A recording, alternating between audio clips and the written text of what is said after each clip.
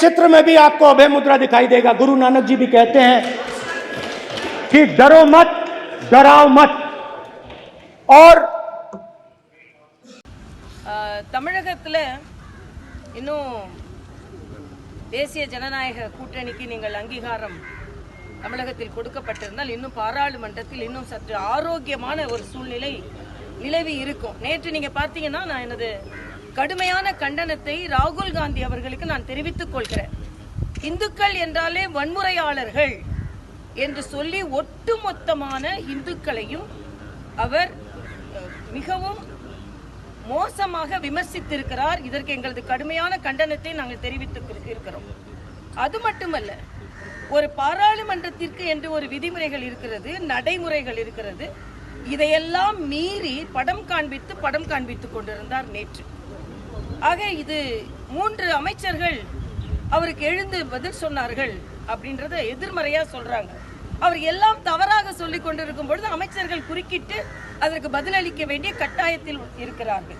ஏனென்றால் அக்னிவீர் அதில் தியாகிகள் அவர்கள் எல்லாம் நிச்சயமாகவே இந்த நாட்டிற்காக தனது இன்னுயிரை ஈந்தவர்கள். அவர்களுக்கு எந்த இழப்பீடும் கொடுக்கவில்லை என்ற ஒரு தவறான கருத்தை சொன்னார். உடனே மரியாதைக்குரிய ராஜ்நாத் சிங் அவர்கள் எழுந்து இல்லை, அவர்களுக்கு 1 கோடி ரூபாய் அவர்கள் உயிர் தியாகத்திற்காக இழப்பீடு கொடுக்கப்பட்டிருக்கிறது, அதற்கு ஈடு இணை எதுவும் இல்லை, ஆனாலும் கொடுக்கப்பட்டிருக்கிறது என்பதை தெரிவித்தார். அதே போல அங்கே விவசாயிகளுக்கு குறைந்த விலை நிர்ணயம் பயிர்களுக்கு அதையும் தவறான ஒரு கருத்தை சொன்னார். அதற்கும் அமைச்சர் எழுந்து பதிலளிக்க வேண்டி வந்தது. அதே மாதிரி மரியாதைக்குரிய உள்துறை அமைச்சரும் அவர் சொன்ன கருத்துக்கு பதிலளிக்க வேண்டி வந்தது.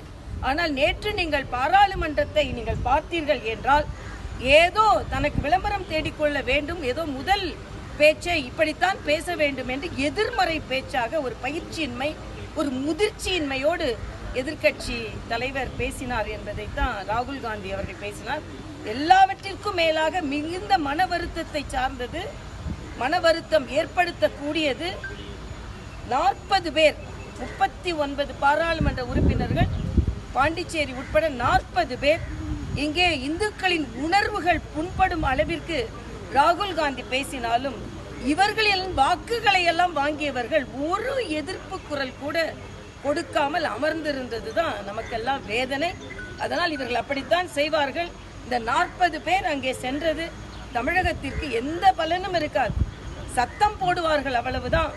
அதனால் இன்று ஒரு வேதனையான நிலையை பாராளுமன்றத்தில் நாம் பார்த்திருக்கிறோம். ஆனால் இதை எதிர்கொள்வதற்கு தேசிய ஜனநாயக கூட்டணி, மரியாதைக்குரிய பாரத பிரதமர் அவர்கள் தயாராகவே இருப்பார்கள் என்பதுதான் எனது கருத்து. அதே மாதிரி மதுவிலக்கு கொள்கை, இந்த பாராளுமன்ற உறுப்பினர், உங்களது தொகுதியில் வெற்றி பெற்ற பாராளுமன்ற உறுப்பினர் கனிமொழி அவர்கள் ஆட்சிக்கு வருவதற்கு முன்னால் மதுவிலக்கை பற்றி அவ்வளவு பேசினார்கள்.